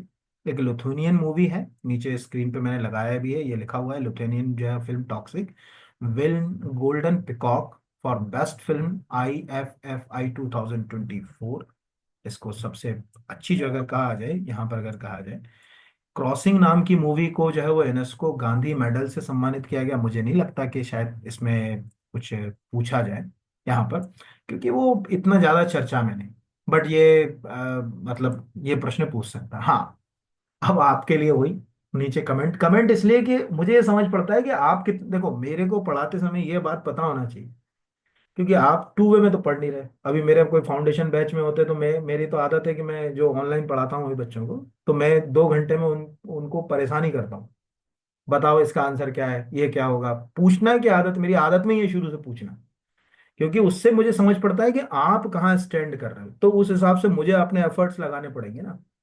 जैसे मान के चलिए कोई आदमी अगर कहा जाए 20 किलोमीटर की रफ्तार से दौड़ रहा है, तो उसके पीछे उस जानवर को छोड़ा जाए जो 30 किलोमीटर, तब वो चेस कर पाएगा जो अगर क्या है। तो सेम कहानी है कि आप नीचे अगर लिख दोगे तो समझ पड़ेगा।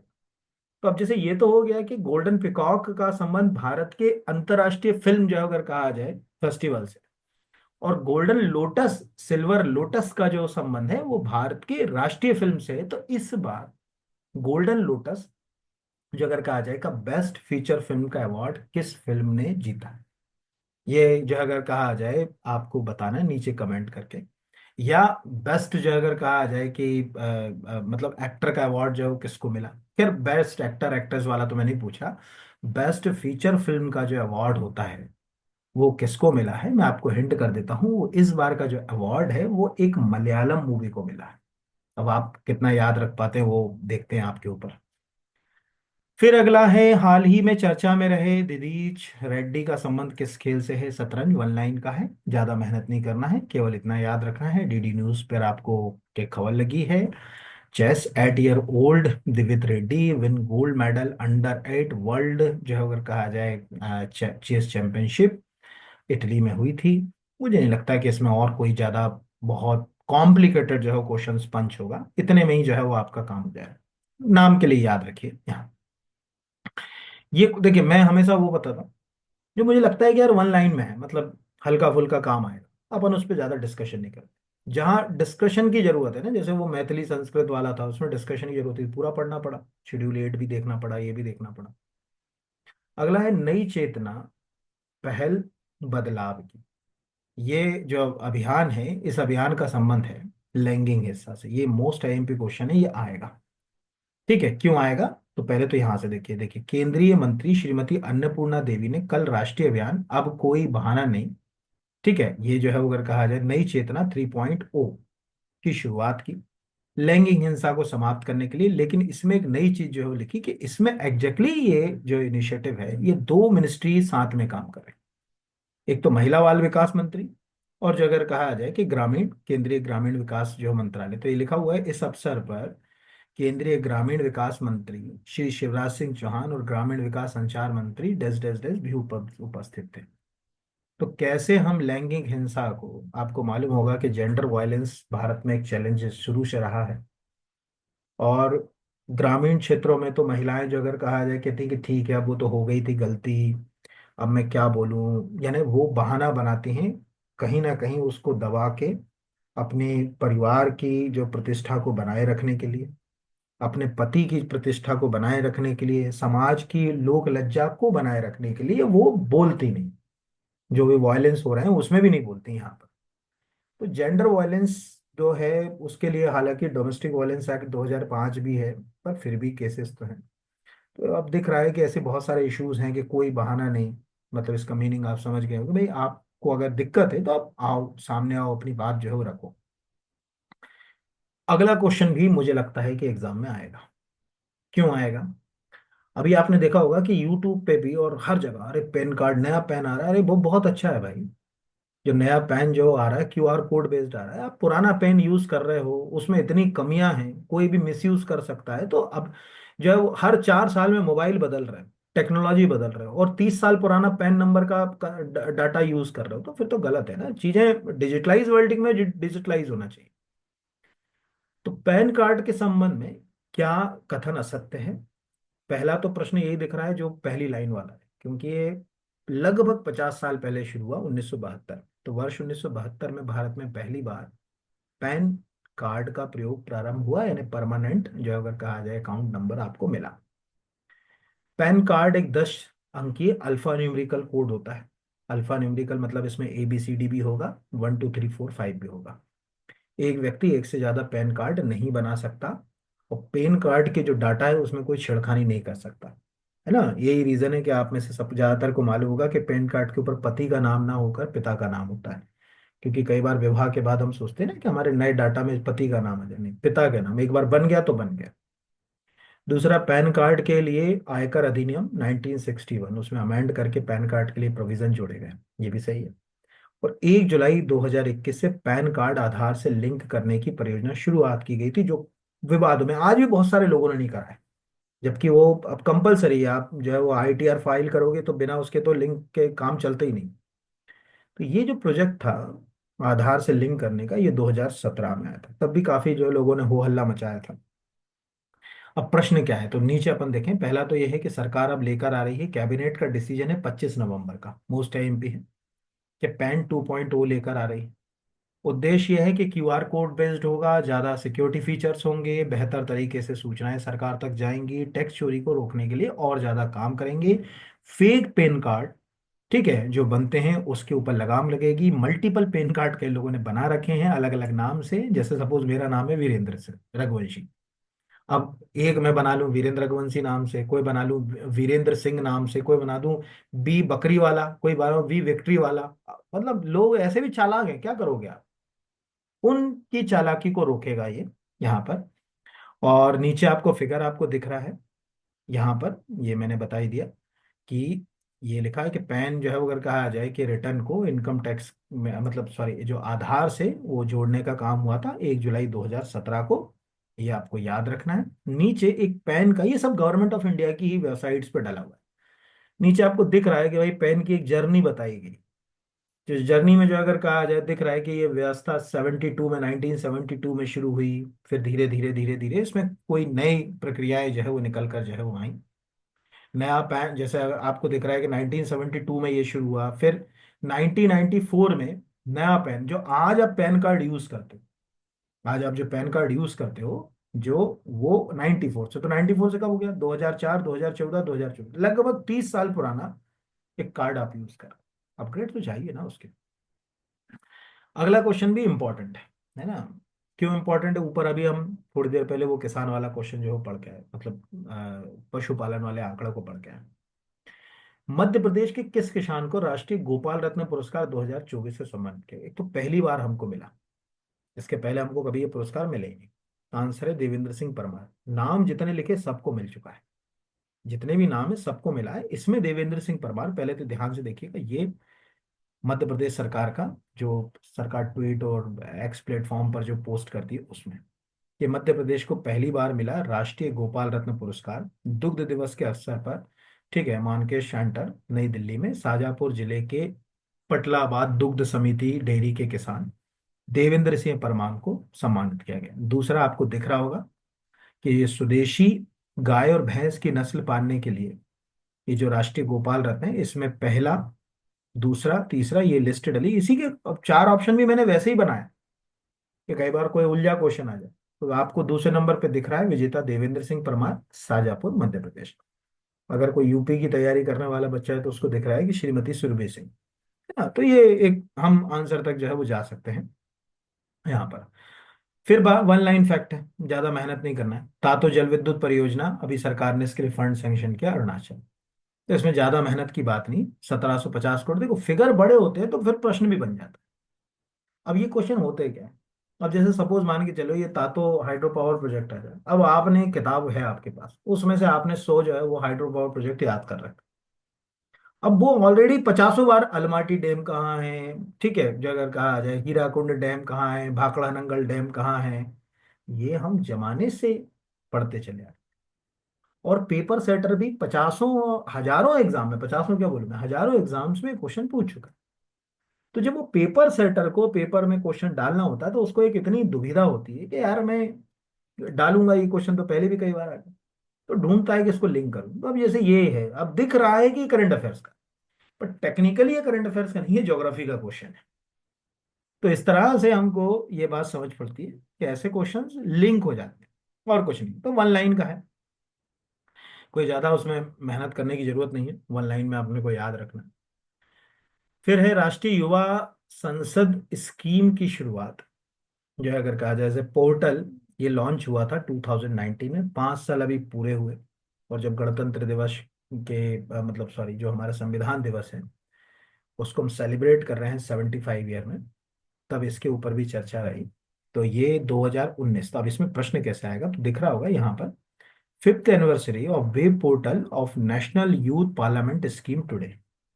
नेशनल यूथ पार्लियामेंट स्कीम का सीधा सा कंसेप्ट है कि हमारी जो पार्लियामेंट्री प्रोसेस, यानी जो हमारी संसदीय कार्य प्रणाली है, मेरा तो इतना मन करता है कि आपको मैं एक वीडियो में पार्लियामेंट्री प्रोसेस पूरी समझा दूं। मतलब कैसे सुबह पार्लियामेंट में 11 बजे सेशन शुरू होता है, और कैसे दिन भर की प्रक्रियाएं होती, क्या क्या क्वेश्चंस उठते हैं, कैसे उनकी प्रक्रियाओं को देखा जाता है। बहुत मन करता है, मैं अपने बच्चों को तो बताती हूँ, लेकिन एक्चुअल क्या होता है, यूट्यूब पे अगर मैं वो वीडियो डालूंगा तो देखने वालों की संख्या होगी 10 20 50। तो मुझे लगता है कि जो अगर कहा जाए कि चीज वो दी जाए जिसकी जरूरत हो। तो कई बार होता है, जैसे आप कभी इसको देखिएगा, मेरे विधानसभा अध्यक्ष वाला वीडियो देखिएगा, तो मैंने उसमें कंसेप्ट भी समझाने की कोशिश करी कि एक्चुअल क्या विधानसभा जो है स्पीकर के रोल है। तो ये हमारे सामने सिंपल है प्रश्न, दिख रहा है कि ये लिखा हुआ है, the web portal of National Youth Parliament Scheme of Ministry of Parliament Affairs was launched by then president of India Shri Ramnath Kovind 26 November 2019। तो एक्चुअल जो अगर कहा जाए मतलब हम इसको ऐसे समझते हैं, दो तरह के रिवीजन होते हैं। सामने दिख रहा है कि स्कीम जो है वो अगर कहा जाए कि 2019 में शुरू, 2019 में रामनाथ कोविंद देश के राष्ट्रपति थे। मतलब आपको अब लिंक करना है, जैसे 2000 आपके दिमाग में 2019 में भारत के राष्ट्रपति कौन थे, हम तो कहते हैं अरे ये तो इतना बच्चों वाला क्वेश्चन है, कोई भी बता देगा। बट कई बार रिवीजन जो अगर कहा जाए कि बहुत ज्यादा इंपॉर्टेंट जो है वो रोल प्ले करता है, बहुत ज्यादा इंपॉर्टेंट जो है वो रोल प्ले करता है।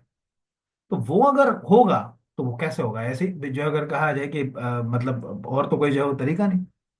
तो मुझे याद है, फिल्म देखिएगा बावर्ची, उसमें लास्ट में जब 15 एक मिनट की 20 मिनट की फिल्म बचती, तो उसमें एक सीन आता है।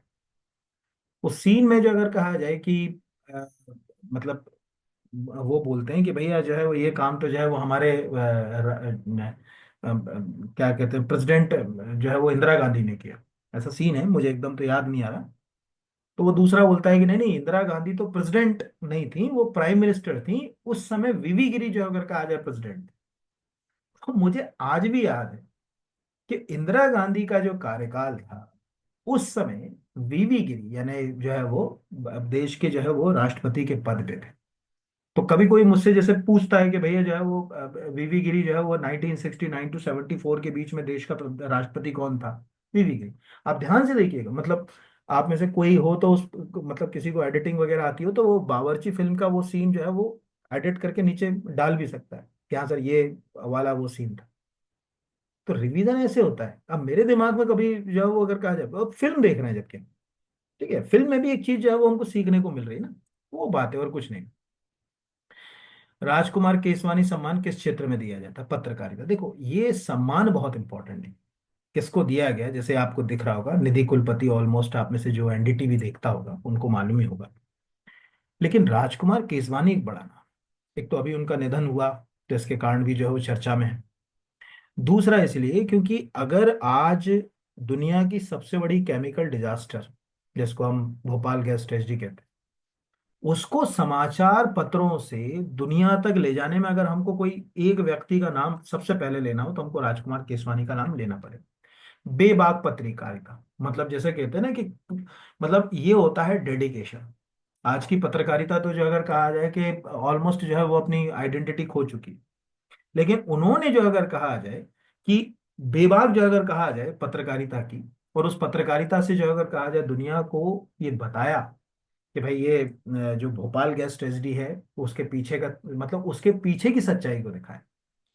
तो अभी उनका निधन हुआ 2021 में, और राजकुमार केसवानी बहुत चर्चित हैं। अब देखिए पढ़ने के फायदे क्या होते हैं, जनरल स्टडी को पढ़ने के फायदे बताता हूँ। आपको 25 तारीख का एक दैनिक भास्कर का आर्टिकल लगा हुआ। अब आर्टिकल में हम यहाँ नीचे जाए, लिखा हुआ समारोह राजकुमार केसवानी के जन्म दिवस 26 नवंबर को भोपाल के माधवराव सप्रे समाचार पत्र संग्रहालय में होगा। अब ध्यान सुनिए, जस्ट अभी 17 नवंबर को असिस्टेंट प्रोफेसर का पेपर था एमपीपीएससी का, ठीक है, कोई भी देख सकता है, कहीं भी मिल जाएगा। सेम क्वेश्चन आया था, माधवराव सप्रे संग्रहालय कहाँ है। अब बच्चा कहेगा अरे ये क्या, बच्चा मेरे को तो रटा हुआ है, हम तो कह रहे हैं रटा हुआ है, लेकिन एग्जाम के समय जो है वो क्लैश जो होता है ना, ये ऐसे रिवीजन होता है हमारा। तो ये आपको जो है अगर कहा जाए रिवीजन करने में हेल्प करेगा, तो ये याद रखिएगा। मतलब राजकुमार केसवानी का संबंध, ये सिंपल ही मतलब क्वेश्चन आएगा कि राजकुमार केसवानी का संबंध जो है अगर कहा जाए किस क्षेत्र से है, तो पत्रकारिता से है। और बाकी मुझे नहीं जो है वो कुछ आएगा, लगता है कि आना चाहिए। हाँ, दो चीजें मैं आपको बता देता हूँ आप सबकी जानकारी के लिए, कि 2 और 3 दिसंबर 1984 की जो दरमियानी रात है, जिस दिन भोपाल गैस ट्रेजेडी हुई थी, इंदिरा गांधी की डेथ के लगभग एक महीने बाद की बात है ये। उस समय राजीव गांधी देश के प्रधानमंत्री थे। उस समय हम तक जो आज फोटो हैं और जो स्टोरीज हैं उनको लाने में दो लोगों का बड़ा कंट्रीब्यूशन है। एक है रघु राय। आपने पता नहीं रघु राय का नाम सुना कि नहीं सुना, हिंदुस्तान के सबसे चर्चित फोटोग्राफर, फोटो जर्नलिस्ट, सबसे फेमस। मैं दिखा देता हूँ फोटो, रघु राय। यहाँ पर आप सिंपल ऐसे टाइप कीजिए, रघु राय फोटो भोपाल गैस ट्रेजेडी। तो रघु राय की भोपाल गैस ट्रेजेडी के समय खींची गई फोटो आज भी चर्चित है। ये आप जाओगे, ये पूरी उनके द्वारा खींची गई फोटो है। इनमें से कई फोटो जो अगर कहा जाए, ये है रघु राय। आपको याद रखना है सभी को, हिंदुस्तान के एक बहुत फेमस फोटोग्राफर, मतलब इतना नाम आप पढ़ोगे ना अपने खुद के स्तर पर, तो आपको पता चलेगा कि यार वास्तव में कितनी बड़ी हस्ती है वो, मतलब फोटो जर्नलिस्ट में इतना बड़ा नाम। इंदिरा गांधी के या और भी बड़ी हस्तियों के अगर आप फोटो देखो तो यहाँ से आप ये देख सकते हो। और दूसरा राजकुमार केसवानी तो मैंने बता ही दिया। यहाँ पर तो दो नाम मैंने आपको अपने तरीके से जो है वो बता दिया। फिर भारत का पहला ग्रीन हाइड्रोजन फ्यूलिंग स्टेशन कहाँ स्थापित किया गया, लेह लद्दाख में। कोई ज्यादा काम का नहीं, वन लाइन में याद रखिए, स्क्रीन पे दिख रहा है, हमारा राजा infra setup the India first green hydrogen fuelling station in Leh. बस ये अपने को इतना ही याद रखना है for NTPC limited, NTPC limited के लिए जो है वो यहाँ पर।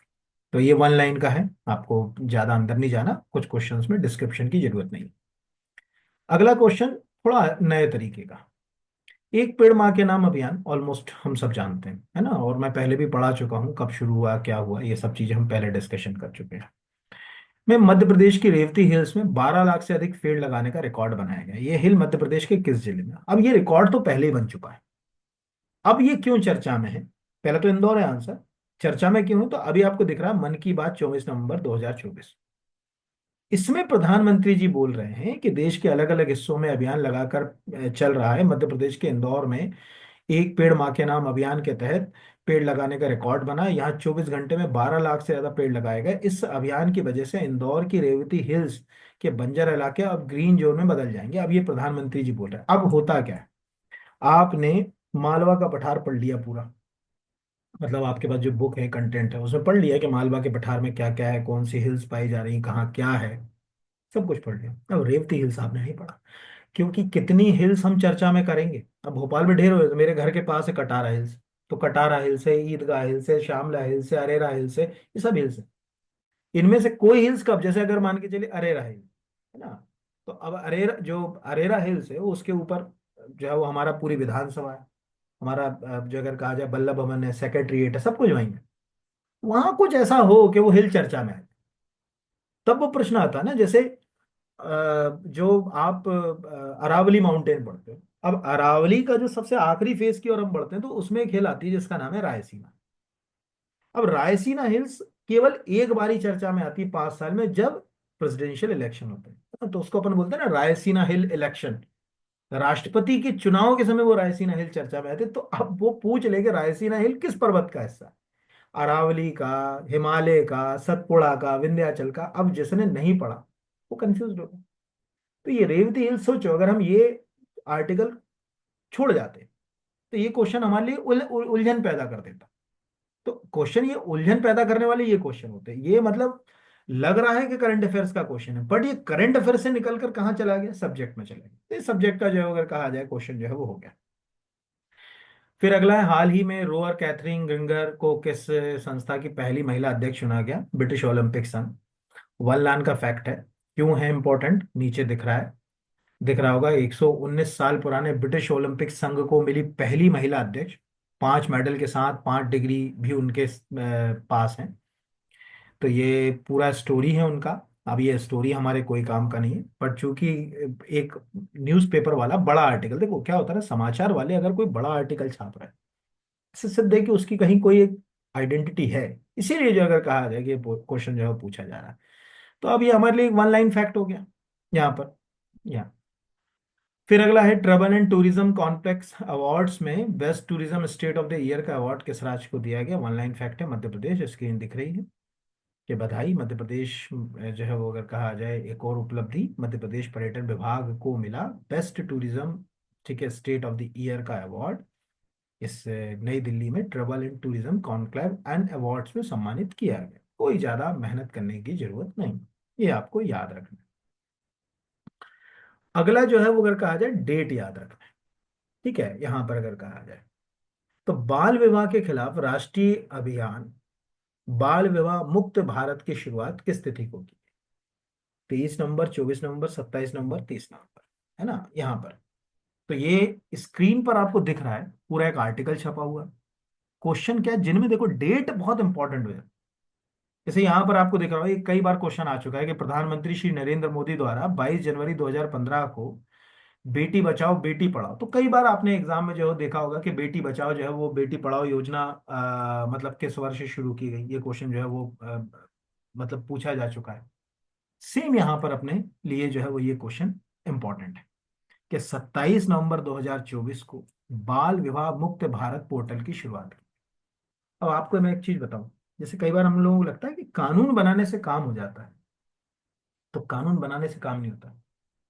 लोगों को खुद उस कानून को अपने आप जो है वो स्वीकार करना हो।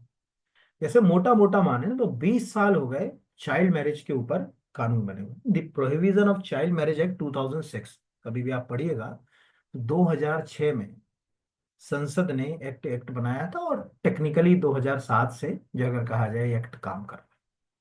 और ये जो मतलब अगर कहा जाए कि एक्ट है, इसमें पूरी तरीके से बाल विवाह पे प्रतिबंध लगाने की बात की गई। उम्मीद ये था कि इससे कम से कम जो है वो अगर कहा जाए हम शिशु मृत्यु दर को कम कर पाएंगे, जो अगर कहा जाए गर्ल्स एजुकेशन को बढ़ा पाएंगे, सेक्स रेशो को बढ़ा पाएंगे, ऐसे बहुत सारे उद्देश्य जो है अगर कहा जाए इसमें रखे गए। और और एक और आश्चर्य की बात बताऊं कि 2006 में तो हमने बनाया the prohibition of child marriage act, लेकिन ब्रिटिश इंडिया के दौरान भी एक एक्ट बन चुका था। अगर आप जाएंगे तो चाइल्ड मैरिज जो है वो रिस्ट्रिक्शन एक्ट 1929, जो मोटा मोटा माने तो 100 साल पुराना एक्ट, 1929 में आप एक जगह कहा जाए चाइल्ड मैरिज एक्ट बनाते हो, उस एक्ट के बाद आज 2024 में आप बाल विवाह मुक्त भारत पोर्टल का अनावरण करते हो। आप खुद सोचिए कि मतलब कानून बनाने से समस्याएं सुलझ जाती हैं क्या? नहीं सुलझती ना। तो 1929 का चाइल्ड मैरिज एक्ट पढ़िएगा आप कभी, इसमें वो बहुत फेमस हरविलास शारदा केस पढ़िएगा आप, बहुत यूपीएससी आईएएस में भी आ चुका है ये क्वेश्चन। और जिनको मालूम हो नीचे थोड़ा बहुत तो टाइप करके बताइएगा। उसको हरविलास शारदा जो है वो केस कहते हैं, इसी से उस एक्ट का नाम शारदा एक्ट ही पड़ गया, हरविलास शारदा के नाम से। और वो इतना यूनिक है, अब यहाँ अगर मैं उसकी स्टोरी सुनाऊंगा तो बहुत लंबा हो जाएगा। हालांकि कभी आपको लगेगा तो मैं नीचे कमेंट कर देना, तो मैं टाइप करा दूंगा, तो टाइम जो है अगर कहा जाए कि बर्बाद नहीं होता, चीजें हमको जो है वो समझ पड़ जाती। तो टेक्निकली अगर कहा जाए कि आपको यहाँ तीन चीजें हो गई कि 1929 में शारदा एक्ट, या जो हरविलास शारदा जो थे, एक्चुअली वो बहुत फेमस जूरिस्ट हैं, उनके नाम से जो है एक्ट आया। उसके बाद अभी 2006 में भी आया, बीच में भी हमने कई प्रयास किए लेकिन हम कर नहीं पाए, क्योंकि समाज को खुद जागृत होना पड़ेगा। समाज जागृत हो जाएगी तो समस्याएं और घटनाएं खुद ब खुद जो है वो खत्म हो जाएंगी। तो स्क्रीन पे दिख रहा है क्या क्वेश्चन आएगा, देखिए पोस्टर में भी 27 नवंबर की डेट है, विज्ञान भवन मोस्ट एमपी है, बाल विवाह खिलाफ राष्ट्रीय अभियान की शुरुआत। मुझे लगता है कि प्रश्न पूछा जा सकता है। बाकी अब देखने वाली बात है कि क्या क्वेश्चन जो है वो पंच करेगा यहाँ पर। फिर हाल ही में चित्तौड़ के किले में तिलक दस्तूर कार्यक्रम का आयोजन हुआ। इसके पहले किस वर्ष चित्तौड़ में ये कार्यक्रम आयोजित किया गया? ये मोस्ट जो अगर कहा जाए आईएमपी जो है वो क्वेश्चन जो है वो हो सकता। क्यों हो सकता है उसके पीछे का आंसर पहले तो मैं नीचे दे दूंगा आपको। देखिए बड़ा आर्टिकल, बड़े आर्टिकल में लिखा है कि आखिरी बार सन 1531 में मेवाड़, ठीक है, महाराणा विक्रमादित्य का राज्य तिलक हुआ था। ये जो है अगर कहा जाए कि क्वेश्चन जो है वो हमारे सामने है। तो चित्तौड़ में 493 ईयर के बाद ये तिलक तिलक दस्तूर मतलब राज्याभिषेक की प्रक्रिया है। ये थोड़ा सा विवाद में भी आ गया था, है ना। और ये मतलब इसको इसके यूट्यूब वगैरह पे मतलब बड़े आपको पोस्टर वीडियो और बहुत सारा जो अगर कहा जाए कि चीजें इसके अंदर जो है वो मिल जाएंगी, वहां से आप इसको जो है वो देख सकते हैं। अब इसमें आपने वो दो तीन चीजें काम की। पहला दिख रहा है कि ये इसके पहले कब हुआ, 1531 में। तो एक हिस्ट्री की छोटी सी चीज बताता हूँ। आपको याद होगा कि चित्तौड़ पर एक्चुअल, ध्यान समझिएगा, चित्तौड़ पर शासन था राणा सांगा का, है ना, जिनको संग्राम सिंह फर्स्ट भी बोलते थे, पर राणा सांगा नाम से याद रखो। और राणा सांगा के ही शासन काल में राणा सांगा ने इनवाइट किया था बाबर को। ध्यान समझिएगा ना, बाबर को कहा कि भाई बाबर आ जा। बाबर को इनवाइट करने वाले भी इंडियंस थे। और जब बाबर ने फर्स्ट बैटल ऑफ पानीपत लड़ा तो राणा सांगा ने जो है वो कहा जाए उसको हेल्प नहीं करी, जिससे बाबर थोड़ा सा गुस्सा हो गया, क्योंकि इसमें ये इनके बीच में टाई हुआ था। इसी को बता रहा हूँ, ये करंट अफेयर्स के क्वेश्चन की, मैं समझ ना कि हिस्ट्री पढ़ा रहा हूँ। ये टाई हुआ था कि हम जो है अगर कहा जाए जब लाहौर की तरफ आक्रमण करेंगे उस समय जो है वो आगरा पर अटैक राणा सांगा कर दे, जिससे जो है वो अगर कहा जाए कि ये इब्राहिम लोदी की जो सेना है वो दो भागों में डिस्ट्रीब्यूट हो जाए। ये स्टोरी हमारे मध्य प्रदेश से जुड़ी हुई है, क्योंकि चंदेरी में इब्राहिम लोदी को राणा सांगा बहुत बुरी तरीके से हरा चुके थे, और इस हार में उनका एक हाथ, एक पैर और एक आंख खराब हो गई थी। तो कमजोर हो गए थे, तो उनको लगता था कि अब फिर से हम जो है अगर कहा जाए इब्राहिम लोदी को रोक नहीं पाएंगे, तो अच्छा है कि बाबर से उसको लड़वा दें। तो जो बाबर से लड़वा तो दिया, लेकिन बाबर नाराज हो गया। बाबर को लगा कि भैया जो ये तो क्या कहते हैं, इन्हें धोखा दिया। तो बाबर ने 1527 में राणा सांगा के खिलाफ करा खानवा का युद्ध, जिसमें बाबर जीत गया, बैटल ऑफ खानवा। 1528 में जो अगर कहा जाए राणा सांगा की हो गई डेथ। ठीक है, अब जब राणा सांगा की जैसे 1528 तक उन्होंने जो है शासन किया, राणा सांगा की डेथ के बाद उनके लड़के के हाथ में सत्ता आई, रतन सिंह। तो मतलब अगर कहा जाए कि ना के बराबर शासन जिसको मान सकते हैं, मतलब कह सकते हैं कि बहुत ज्यादा उनका शासन नहीं था। 28 से लगभग 2-3 साल उन्होंने शासन किया। 1531 में सत्ता आ गई विक्रमादित्य सिंह के पास। और ये आखिरी जो अगर कहा जाए तिलक तब हुआ। और विक्रमादित्य ने जो अगर कहा जाए कि 1531 से 36 तक जो है वो शासन किया था। हालांकि उसके बाद जो मेवाड़ है वो थोड़ा कमजोर जो है वो अगर कहा जाए पड़ गया।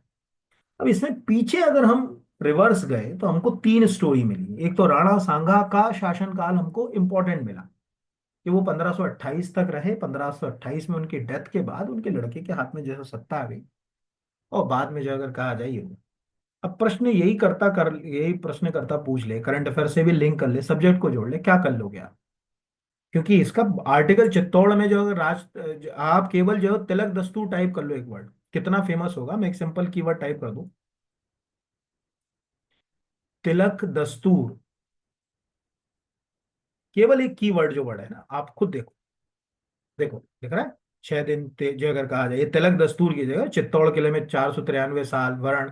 ठीक है, विश्व राजसिंह मेवाड़ आज करेंगे भगवान एकनाथ का दर्शन, गढ़ कटोरा जो अगर कहा जाए तिलक दस्तूर, तिलक दस्तूर। कितनी जो अगर कहा जाए आर्टिकल्स आपको जो है वो मिल रहे हैं, है ना। विवादों की ठंडे बयार के बीच विश्वनाथ सिंह मेवाड़ का हुआ तिलक दस्तूर। ढेरों आर्टिकल्स आपको मिलेंगे। तो हम लिंक कर सकते हैं चीजों को। याद कैसे रखेंगे? हम ऐसे ही याद रखेंगे कि भाई ये जो है वो इससे जुड़ा हुआ है, बाकी तो मुझे कुछ बताने की जरूरत नहीं। उदयपुर सिटी पैलेस में हुआ है। उदयपुर के पास ही जो है अगर कहा जाए श्रीनाथ जी का मंदिर है, नाथ द्वारा, वहीं एक लिंगी मंदिर है। और वहीं हल्दी घाटी है। आप जब उदयपुर जाओगे तो ये जगह है, आजू बाजू में ही है, पास पास। फिर अगला वन लाइन का है, कोई ज्यादा मेहनत वाला नहीं है। Doctor Martin Luther king junior विश्व शांति पुरस्कार से सम्मानित किया गया नरेंद्र मोदी को। कुछ याद नहीं, वन लाइन के लिए याद रखो, कोई बहुत ज्यादा मतलब बड़ा अवार्ड नहीं है। नाम के लिए अगर आप रखना चाहो तो ये आपको याद रखना, ये दिख रहा है। कोई ज्यादा मतलब एक रफली बस याद रखने के लिए कि हाँ इसका संबंध किससे है। अगला क्वेश्चन भी इंपॉर्टेंट है। हाल ही में मध्य प्रदेश के किस टाइगर जो है वो किस राष्ट्रीय उद्यान में डिजर्ट कैट और कराकल शायगोस पाए जाने के कारण ये चर्चा में। अब ये डिजर्ट कैट तो ठीक है, ये जो कराकल है ना, ये एक ऐसी जंगली बिल्ली है जो देखने में आधी खरगोश जैसी दिखती है, मतलब उसके जो कान है वो खरगोश जैसे दिखते हैं, इसीलिए उसको शायगोश कहा जाता है। और किसी जमाने में इसका जबरदस्त शिकार भी होता था। ठीक है।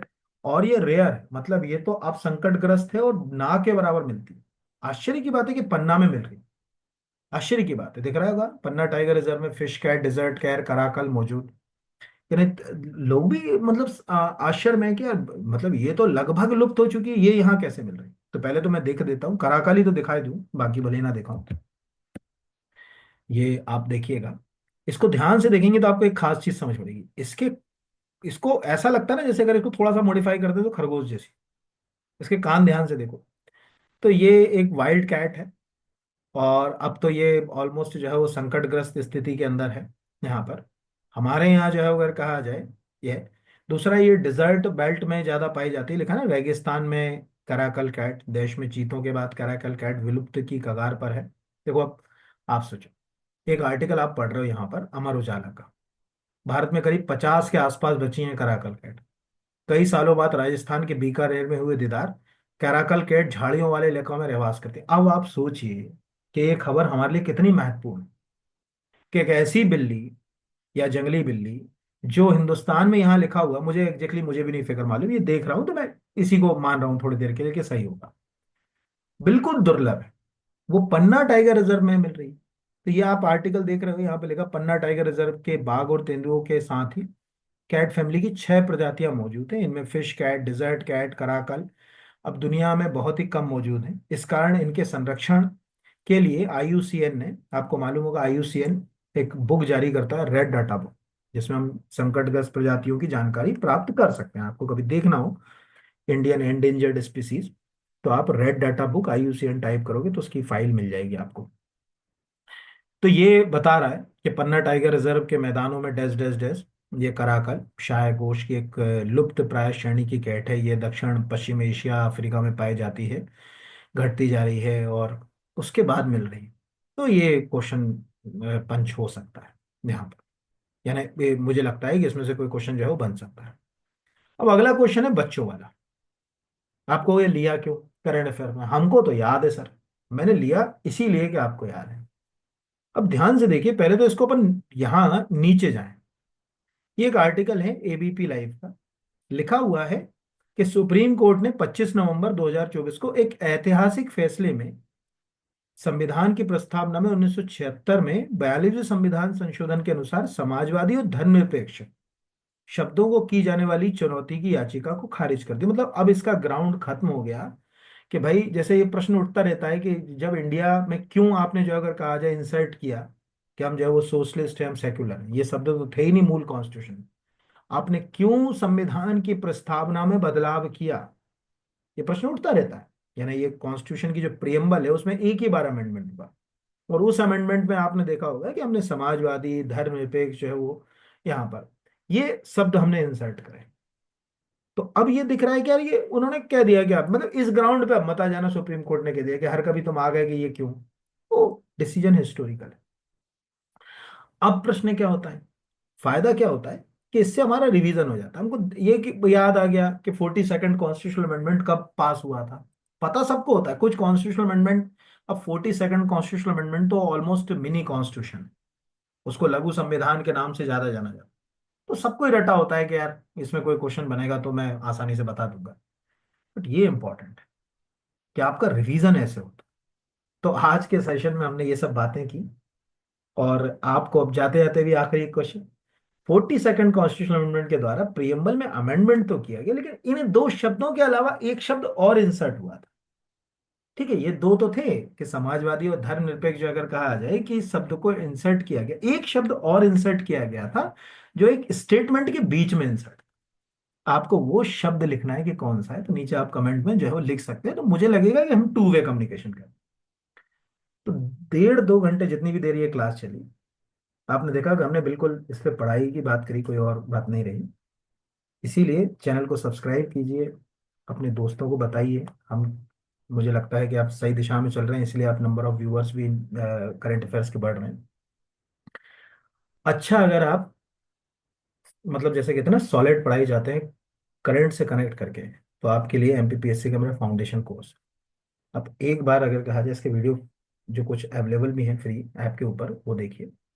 और कोई बहुत कॉस्टली नहीं है, 4999 का कोर्स है, 4999 का। आपकी ऑलमोस्ट एमपीपीएससी का पूरा फाउंडेशन तो तैयार होगा ही, एमपीपीएससी मेंस का लगभग 60% सिलेबस कवर हो जाएगा उसमें, क्योंकि मैं कभी भी वन लाइन फैक्ट में नहीं पढ़ाता, बहुत ही विस्तार से डिस्क्रिप्टिव पढ़ाता हूँ। हाँ, 40% मेंस का कौन सा कवर नहीं होगा? वो एथिक्स वाला कवर नहीं होगा, सोशियोलॉजी वाला कवर नहीं होगा, ऐसे हिंदी ये नहीं होगा, बाकी तो पूरा कवर हो जाएगा। बाकी तो मेंस का भी कोर्स है, बट अभी ये हमारी प्रायोरिटी। इसके अलावा टेस्ट सीरीज भी है, जिसपे करंट अफेयर्स के दो, देखिए दो तरह से करंट अफेयर्स चलते हैं मेरे। एक आपके लिए है एमसीक्यू, क्योंकि आपको एमसीक्यू सीरीज ज़्यादा अच्छी लगती है। एक है डिस्क्रिप्टिव, जो मैं आपके ऊपर पढ़ाता हूँ, सैटरडे को लाइव क्लास लेता हूँ बच्चों की, उसमें मैं डिस्क्रिप्टिव पढ़ाता हूँ। मतलब ये सब चीज़ें मैं डिस्क्रिप्टिव नेचर पे, बिना एमसीक्यू के पैटर्न पे पढ़ाता हूँ, पढ़ाता यही हूँ लगभग ऐसे ही।